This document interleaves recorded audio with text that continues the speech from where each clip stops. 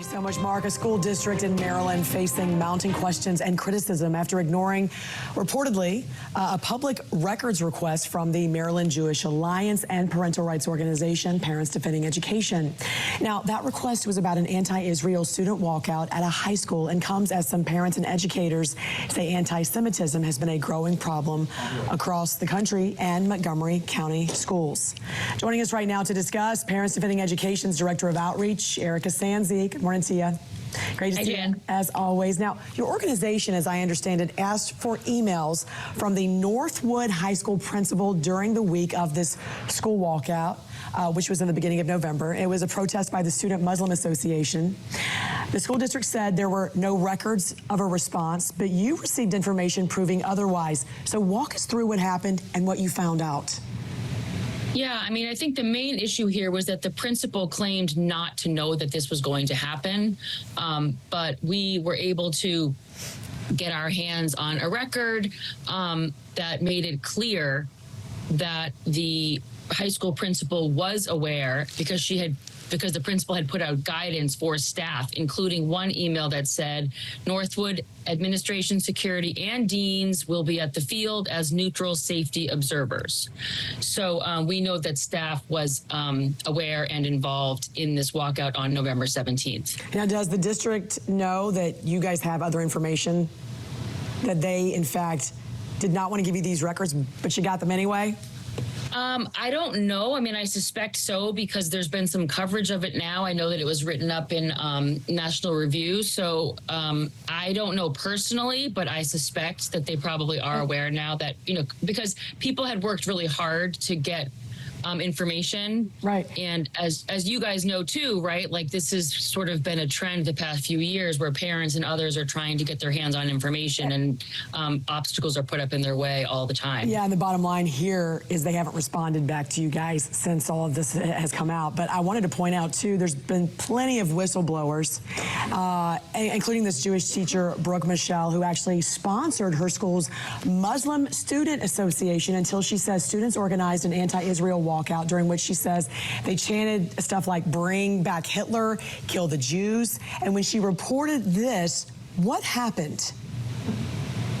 Nothing happened. I mean, I think that's what's most frustrating for her is that she was very supportive of this group. But then when she heard, such ugly rhetoric coming out of the group, she figured, obviously, I'm going to report this. And she reported the comments to school administrators. She asked the school to send an email to the community condemning the comments. But according to her, the school did not act on her concerns. And this is Montgomery County we're talking about again, Montgomery County in Maryland. There, of course, have been reports that, many districts have seen an uptick in anti-Semitism and hate crimes since October. Tell us about the other records that your organization received showing alarming bias against Israel made by this district's staff members. Yeah, I mean, Montgomery County is one of the districts that was actually called in to the congressional hearing. It was Berkeley, California, Montgomery County, and New York City because they've had such an uptick. And it's everything from repeated graffiti of swastikas to vandalism to teachers who include from the river to the sea in their professional email signatures, teachers wearing Free Palestine pins while teaching, social media posts from teachers claiming that, or denying, I should say, the massacre of October 7th even happened. So, yeah, this has just been a district that has had a lot of tension since October 7th because they were already dealing with a rise in anti-Semitic activity, and then October 7th was just like pouring gasoline on a fire already. Yeah, that was already raging out of control, it sounds like. I want to ask you, before I let you go here, about the National Educators Association's tweet, or X, that they posted. They've publicly criticized Biden's executive order to try and stem the flow of migrants.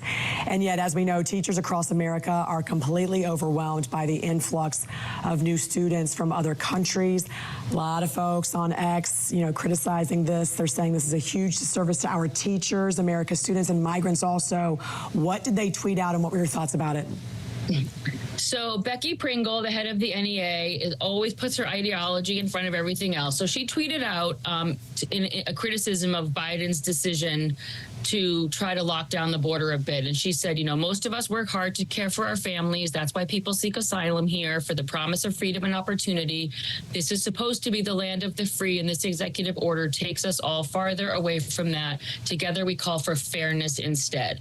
So again, she uses some emotional manipulation here, but she essentially throws her members under the bus who are struggling right now with this influx of migrants, where they just, again, they don't have space for them. People don't know the language and can't communicate with them. Some have never had any formal schooling. So the reality that her members, that her teachers are dealing with is not as important to her as her belief that America's borders should always be open. Parents Defending Education's Director of Outreach, Erika Sanzi. Great seeing you as always. Hope you have a great weekend. Thanks for joining us.